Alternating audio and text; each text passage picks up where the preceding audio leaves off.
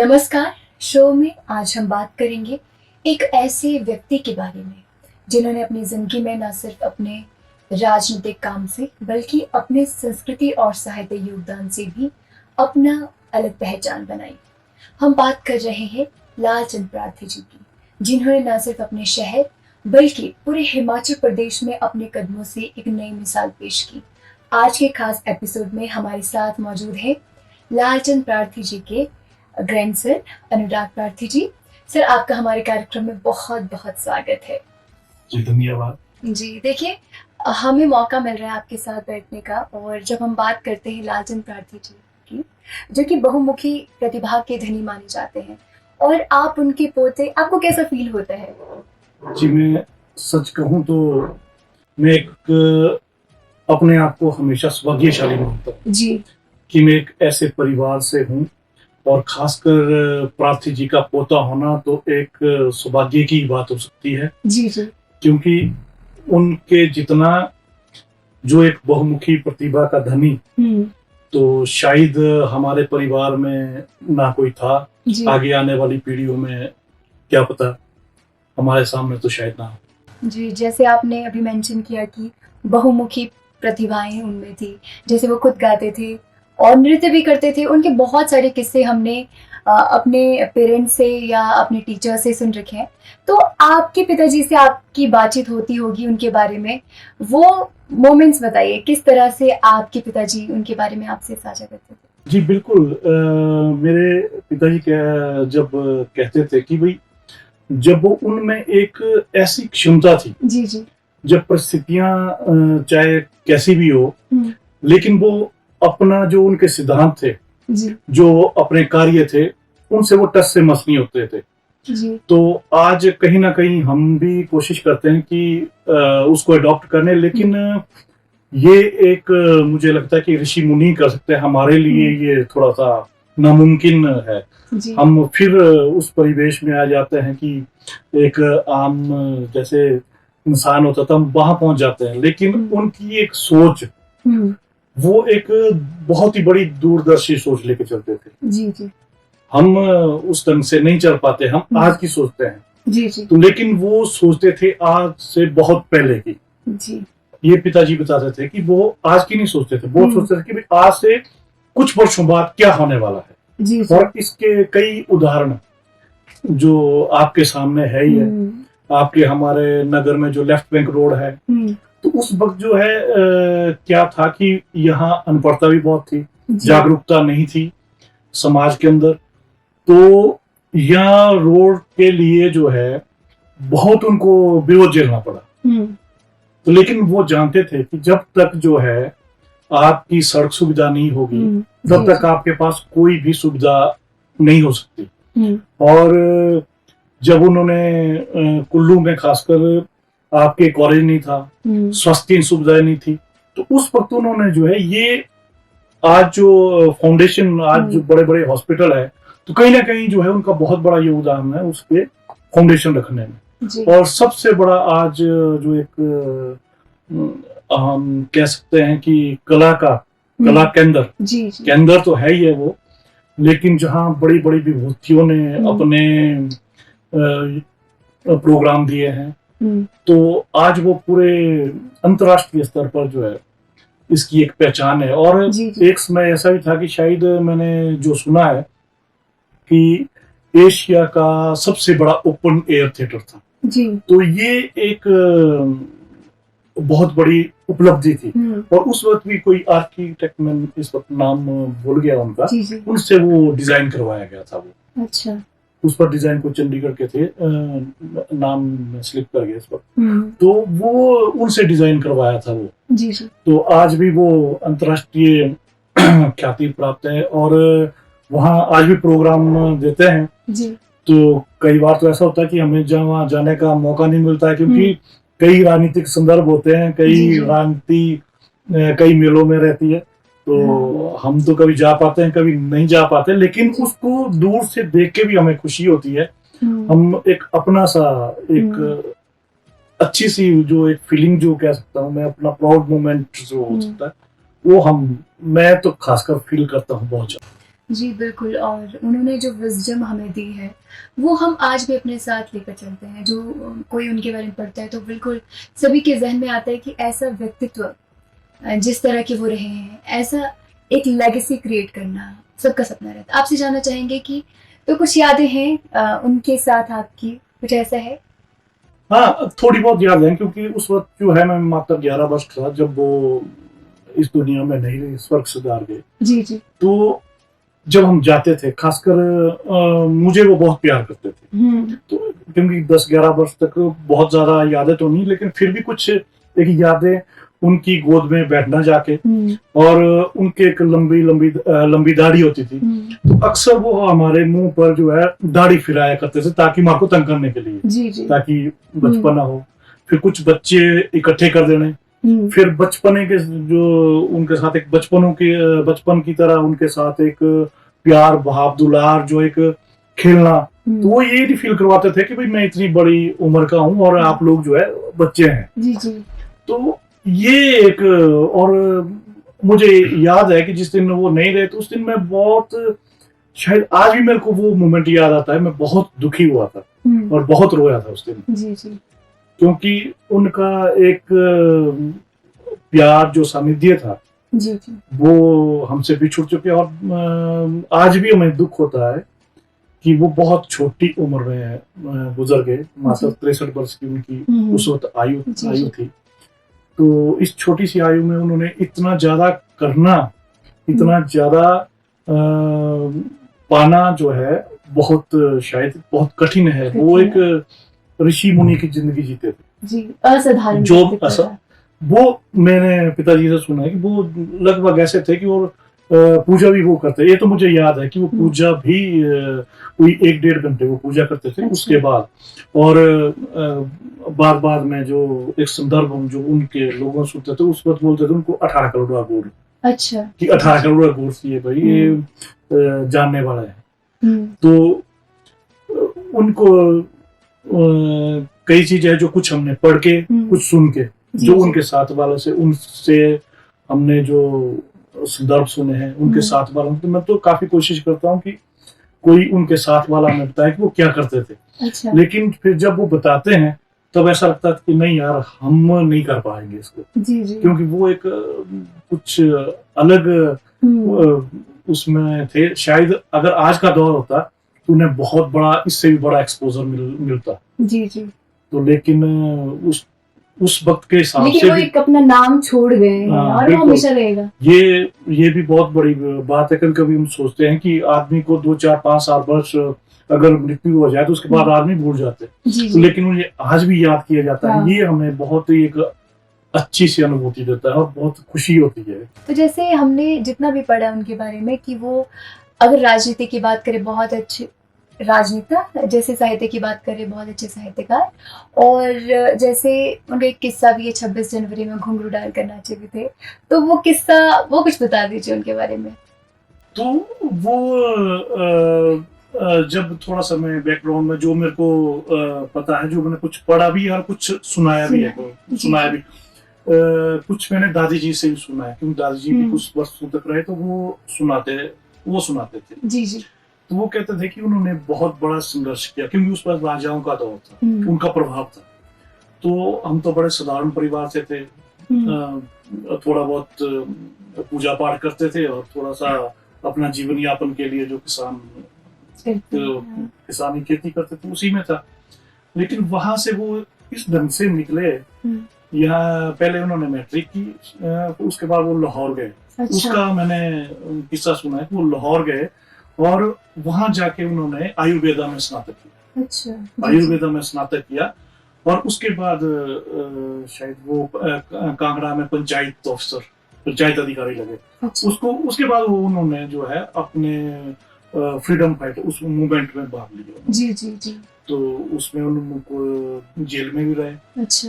तो उसके बाद उन्होंने एक बुक है मेरे पास अभी भी, उस वक्त उन्होंने एक लिखी थी, बाल रामायण भी लिखी है उस वक्त। जी, जी। बाल रामायण भी लिखी है साहित्यिक। और उसके बाद उन्होंने पूरे देश की कहानी, फिर सेकंड पार्ट वो बीमार हो गए थे, वो आ नहीं पाया, पता नहीं कहाँ कहीं खो गया वो।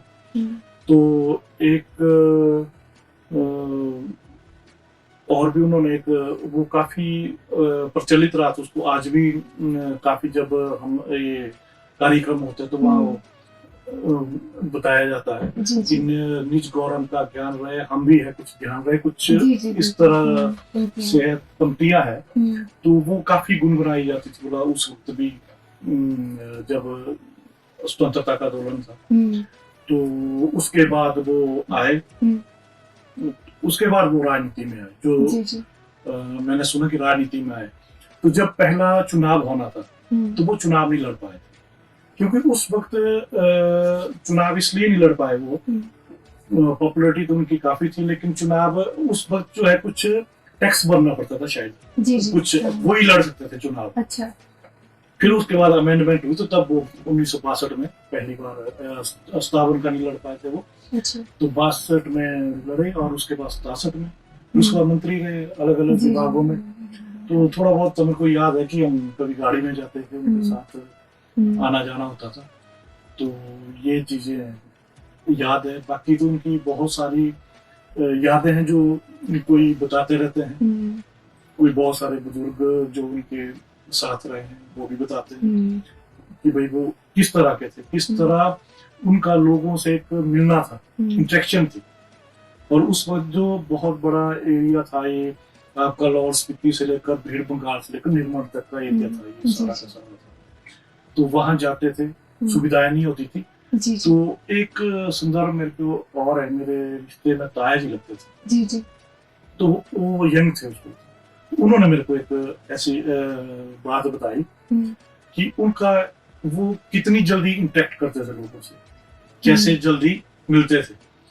किसी गांव में गए तो वहां कोई जानने वाला नहीं था, जी जी तो पहले होता था ना चुपाल मंदिर के पास हाँ। बैठते थे कि भाई जब बुजुर्ग आएंगे वो मंदिर के पास बैठेंगे। जी जी तो आए वो 2-3 थे, बोला हम 2-3 लोग, तो गए वहां माथा वगैरह टेका, जी जी तो फिर बैठ गए, जानने वाला तो वहां कोई नहीं था। तो फिर उन्होंने कहा कि बोला जी अब क्या करना है, तो अंधेरा हो गया, इतनी दूर आए, पर कोई गांव था, तो नाम भूल गया अभी, वो ताया जी भी इस दुनिया में नहीं है। तो वो थे, बोला काफी यंग थे, तो आए थे मामा जी, सगे मामा लगते थे वो, जिन्होंने हाँ जी भांजे थे उनके ना, उन्होंने मेरे को बताई थी। तो वो फिर गए, तो फिर वहाँ बुजुर्ग जब कोई नहीं मिला तो बुजुर्ग बैठे होते, कुछ लोग बैठे होते, फिर उनको कहा कि भाई और कैसे हैं, बातचीत शुरू की। जी बोला जी हाँ मंदिर में आपके पास ढूंढे कर वगैरह कुछ होगा, कुछ साजबाज है, तो हमने थोड़ा सा भजन करना था, चलो यहाँ मंदिर में हम। फिर उन्होंने क्या किया, थोड़ी देर में उन्होंने जब उन्होंने गाने लगे, पूरा थोड़ी देर बाद पूरा गांव इकट्ठा हो गया, अच्छा पूरा गांव इकट्ठा हो गया। और उसके बाद उन्होंने अपनी इंट्रोडक्शन दी, उसके बाद तो उनके सारे जानने वाले हो गए। फिर तो उन्होंने पूरी उनकी आओ भक्त की, सब कुछ किया, फिर वहां पर इतनी जल्दी वो इंटरेक्ट करते थे। अच्छा, लोगों के दिल जीतने में वो माहिर थे। और उनके शायद अगर कोई पीछे मेरे को बता रहा था कि अगर उस दौर में अगर आपके ये भाषण वगैरह रिकॉर्डिंग होती या कुछ होती, तो शायद बोला हर कोई जो है बार बार रिपीट करके सुनता उसको। उनके भाषणों को सुनने लोग दूर दूर से आते थे। जी जी ये मैंने सुना कि बहुत दूर दूर से लोग जो है आते थे। तो इतनी उनमें एक कला थी, और वो खासकर अपनी लोकल लैंग्वेज में बोलना, और एकदम जो एक साहित्यिक सम्मेलन हुआ था, तो तब मैं कॉलेज में था, तो काफी बड़ा एक साहित्यिक सम्मेलन हुआ था, उसमें काफी कवि आए थे जिन्होंने उनके साथ भी कविताएं पढ़ी थी। जी जी तो एक कवि मेरे को आज भी सारी बातें तो याद नहीं रहती, एक मेरे वैसे ही जहन में एक बात याद रही थी, वो सुना रहे थे जी, एक किस्सा सुना रहे थे कि प्रार्थी जी कैसे थे कि भाई एक बार विधानसभा में आपस में पक्ष और विपक्ष में बातें हो रही थी, तो कहते थे कि भाई उनका जो एकदम हाजिर जवाबी। अच्छा। तो विधानसभा में जब उनसे वहाँ विपक्ष के लोग बोल रहे थे, इंदिरा गांधी जी आई थी शिमला में, रिट्रीट में ठहरी हुई थी। अच्छा। तो उन्होंने कुछ क्वेश्चन उठाए, विपक्ष का जो काम होता, तो वो विपक्ष में उन्होंने उठाया कि भाई देखो जी इंदिरा जी ये है वो है, तो वो तो बोला खड़े हुए, तो उन्होंने शेरो शायरी अंदाज में जो है उनको जवाब दिया पलट कर। अच्छा, जी जी। बोला ठंडे होकर लेटे हो, हीट की बातें करते हो, तो फीट के जख्म तो सहला ना सके, रिट्रीट की बातें करते हो। तो उन्होंने एकदम जो है एक हाजिर जवाबी थी, कटाक्ष था। जी जी। तो मुझे कोई बोल भी रहा था, अभी समय तो नहीं लगा मेरे को, लेकिन विधानसभा में क्योंकि स्पीच पूरे वहाँ रिकॉर्डिंग होती है ना, जो भी बोलेंगे तो वो एक वर्ड टू वर्ड रिकॉर्ड होता है। वो शायद कभी मौका मिला तो विधानसभा में वहाँ पर हम अप्लाई करेंगे, और उसमें भी बहुत सारे उन्होंने उस वक्त शेर और शायरी बोली, शायद बोला बहुत सारा आपको मटीरियल मिल सकता है। किसी ने मेरे को ये बताया था, कोई डीपीआर चाहिए, पर अभी ऐसा मौका तो नहीं मिला। चलो भविष्य में अगर भगवान ने चाहता तो जी जरूर। जैसे आपने कहा कि अगर रिकॉर्डिंग होती उस समय तो आज तक हम उन चीज़ों को सुन रहे होते और उनकी आवाज़ तो फिलहाल कल्पना नहीं कर सकते। जैसे एज ए साहित्यकार उनको लें तो उन्होंने बहुत कुल्लू की संस्कृति पर बहुत लिखा और साहित्यकारों से प्रेम भी करते थे। जितना उन्होंने प्रोत्साहन दिया वो सच में मतलब मल्टीपल वो होती है ना प्रतिभाएं वो थी, और इस तरह से उन्होंने साहित्य लिखा कि हमारे लिए भी आज के टाइम में मार्गदर्शन है। वो आपसे जानना चाहेंगे आपकी जो उनकी फेवरेट कोई ऐसी रचना हो जो आपके लिए बहुत इम्पोर्टेंट रही हो, आप समझते हो कि सबको पढ़नी चाहिए। जी बिल्कुल, मैं तो कहूँगा खासकर क्योंकि जब जैसे जैसे मैं बड़ा हुआ उनकी रचनाएं तो और भी थी, कुछ उनके गुम होगी या कुछ होगी, क्योंकि उस वक्त उतना कंसोलिडेट करने के लिए नहीं होता था कुछ ऐसा। तो जो कुल देश की कहानी है वो इसलिए नहीं क्योंकि मैं भी काफी बार पढ़ा, तो वो इतनी गहरी है तो उसको थोड़ा समझना जो है थोड़ा मुश्किल है, लेकिन उसको मैंने देखा कि उसकी इतनी डिमांड है तो पीछे तो हमारे पास काफी थी, कई को हमने वैसे ही दी, और अब मेरी कोशिश है कि मैं दोबारा से उसको रिप्रिंट करवाऊं। वो खासकर जो हमारे शोधार्थी है जो शोध करते हैं ना, तो उनके लिए वो शायद वही बोलते हैं, क्योंकि मैंने तो कभी शोध किया नहीं इसके ऊपर। वो बताते हैं कि इसमें इतना ज्यादा मटेरियल है हिस्ट्री का, उसमें बहुत सारी बुक्स का रेफरेंसेस है। उन बुक्स में और भी चीजें आपको निकलेगी कुल्लू देश की कहानी में। ये कुल्लू देश की कहानी तो है ही है, क्योंकि वो बहुत पुराने समय से उन्होंने शुरू की थी, और उस को लिखने के लिए उन्होंने शायद बहुत ज्यादा अध्ययन किया। उसमें कम से कम जहाँ तक मैंने पढ़ा उसमें 50-60 तो मेरे को ही याद है कि उन्होंने रेफरेंसेस दिए हुए बुक्स के, दूसरी बुक्स के। वो काफी बड़ी चर्चित बुक्स है, तो उनके रेफरेंसेस दे के उन्होंने उस कहानी को लिखा है। तो ये एक आने वाली जो जनरेशन के लिए है वो बहुत फ्रूटफुल है, और खासकर कई लोग जो है अभी भी पीछे कुछ डिमांड कर रहे थे, लेकिन अभी उपलब्ध नहीं है, तो एक आध कॉपी अभी वो रखी है, और किसी से हम करवा रहे थे एडिट यार, चलो और नहीं तो किसी का चलो बना हो जाए, उसमें जो शोध कर रहे हैं जो इतिहास का शोध कर रहे हैं, जो भी साहित्यकार है, तो जी जरूर आप करें। और देखिए जिस तरह से वो कार्य करते थे ना, जितना हम देखते हैं वो बहुत पैशनेटली कुल्लू को आगे लाने के लिए हर क्षेत्र में उन्होंने बहुत काम किया। जैसे हम साहित्य की बात करते हैं, जैसे हम कर रहे हैं राजनीति की, उनका एक ही मकसद था कुल्लू को कहीं ना कहीं समृद्ध बनाना। तो आपके अनुसार, आपने इतना सुना होगा, अपने पिताजी से भी सुना होगा, कुल्लू के लिए उनका क्या सपना रहा होगा? उनका एक था कि कुल्लू जो है एक विश्व पटल पर आए, और वो आज आया भी जी। उनके वो सपना साकार होता भी दिख रहा है, क्योंकि जब नेहरू जी आए थे तो शायद उन्होंने वहाँ काफी कोशिश की थी उनको वहां पर उनके सामने कि भाई हम रिप्रेजेंट करें कि भाई ये कैसा है, और खासकर उन्होंने किस तरह से कुल्लूवी संस्कृति के माध्यम से उन्होंने इसको विश्व पटल पर लाने की कोशिश की। जी जी। आज आप नाटी देखते हैं, आज तो नाटी बहुत बड़ा स्वरूप ले चुकी है। हाँ जी, आज तो कोई आपके बड़े बड़े वर्ल्ड रिकॉर्ड में भी आ गया। जो पहले यहाँ महिलाओं का नाचना, महिलाओं का स्टेज पर आना तो एक बहुत बड़ी वो मानी जाती थी कि भाई नहीं, क्योंकि स्किन्नता थी तो महिलाएं नाच नहीं सकती थी, और खासकर पुरुषों के साथ अच्छा। पुरुष और महिलाएं जो है साथ नहीं नाचते। हम्म, तो जब कला केंद्र में हुआ हम्म, तो पार्थी जी ने वहां पर एक जेंट्स और लेडीज जो होता है हमारे नाट्य जी में, जी। तो उनको सबसे पहला उन्होंने करवाया अच्छा। और उसका बहुत बड़ा विरोध हुआ। हम्म, ये कई बुक्स में भी आपको मिलेगा। हम्म, बहुत बड़ा विरोध हुआ कि भाई प्रार्थी है अपने बेटड़िया ने चाहिए अच्छा। बेटड़िया।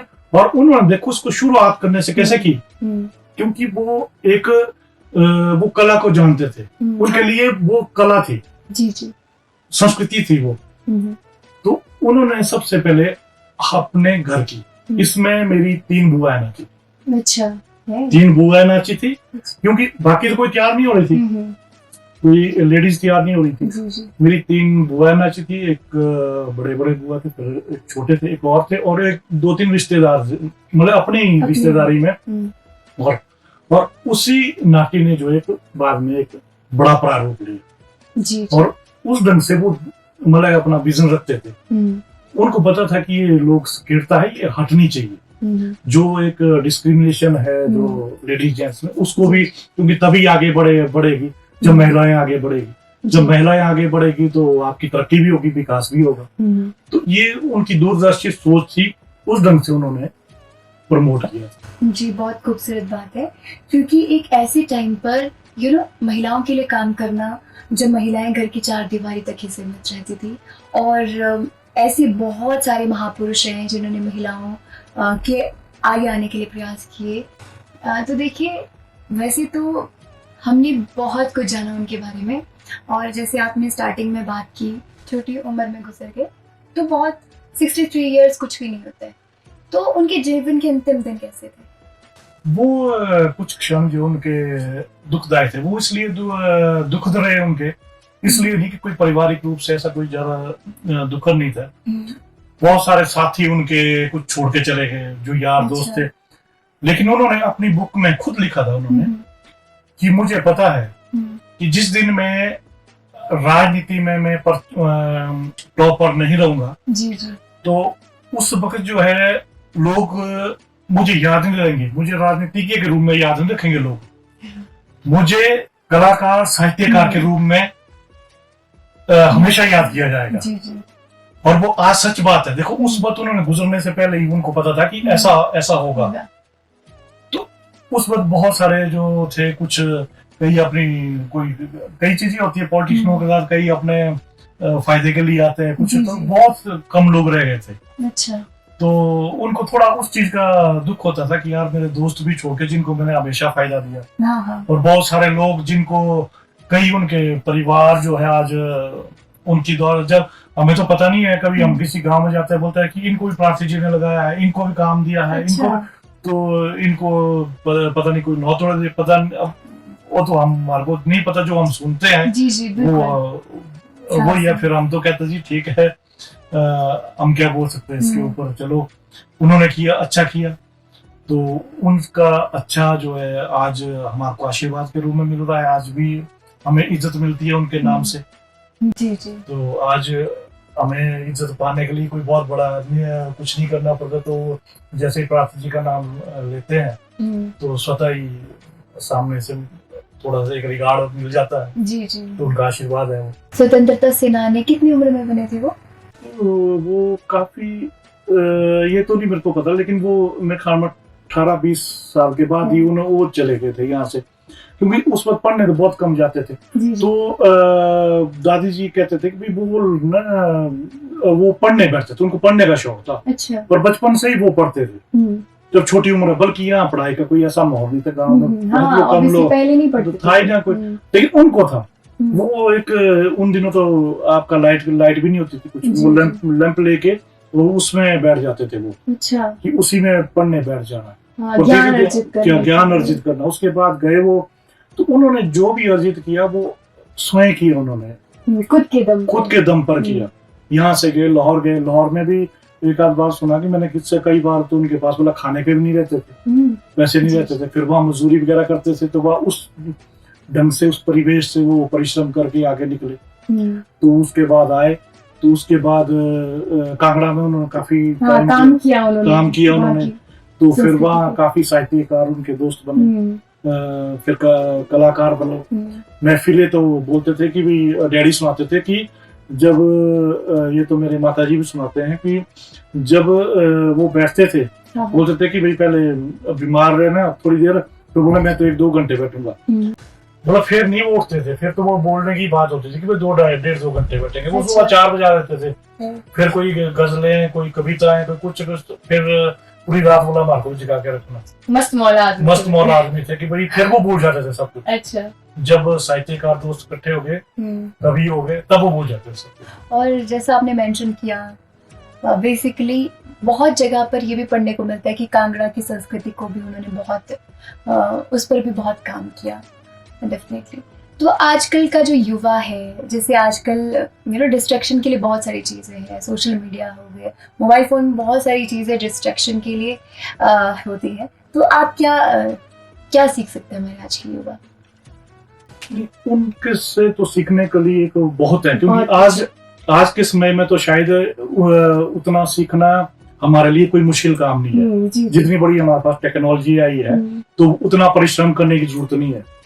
अगर आपको मान लीजिए आप कहीं चंडीगढ़, दिल्ली या कहीं भी जो पढ़ रहे हैं, बेंगलोर ही पढ़ रहे हैं, और पैसे की कमी हो, आप 2 मिनट में किसी दोस्त को बोल दीजिए, घर वालों को बोल दीजिए, तो विदिन सेकंड आपके पैसे पहुंचेंगे। पहले तो जब तक घर से पैसे नहीं आएगा तब तक आदमी कुछ नहीं कर सकता था। जी बिल्कुल। तो आज की पीढ़ी को तो मैं यही कहूंगा कि भाई जो फाउंडेशन उन्होंने रखी, जो सोच रखी, आज की मत सोचो, वो अगली जनरेशन की सोचते थे कि उनको क्या फायदा होगा। ऑब्वियसली उनके मन में यही होता था, वो अपने परिवार के लिए भी नहीं ज्यादा सोचते थे कि मैंने कोई महल बनाना है, कोई मैंने बहुत ज्यादा कुछ करना है।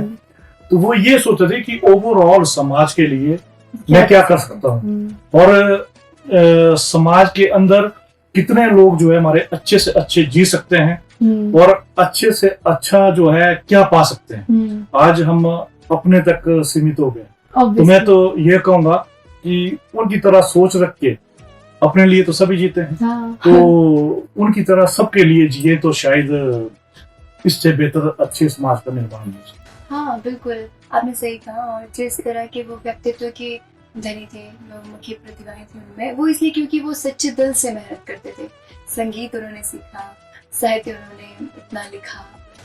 तो अनुराग जी, आज आप हमारे स्टूडियो आए, आपने इतनी महत्वपूर्ण जानकारी दी, हमसे साझा की, आपको बहुत बहुत धन्यवाद। जी, आपका भी बहुत बहुत धन्यवाद मुझे बुलाने के लिए, और आज बहुत खुशी हुई कि आपने प्रार्थी जी को याद किया। जी। और इसके लिए मैं हम हर बार उन्हें याद करते हैं। नहीं, आप हमेशा याद करते हैं, लेकिन खासकर इस बार मेरे साथ जो आपने जी हमारे लिए याद किया, तो शायद आज कुछ अंदर से एक अलग सी अनुभूति, और एक अलग सी अनुभूति बोल सकता हूँ कि मैं आज आपके साथ जो साझा कर रहा हूँ। बहुत बार बात हुई, लेकिन जितना आज मुझे आराम मिल रहा है, शायद सुकून मिल रहा है मन को और दिल को, और खासकर आपके साथ इसलिए भी साझा क्योंकि आप नई जनरेशन है, और मुझे खुशी इस बात की हो रही है कि आप भी उन्हें याद कर रहे हैं, क्योंकि पिछली जनरेशन तो क्योंकि करेगी याद।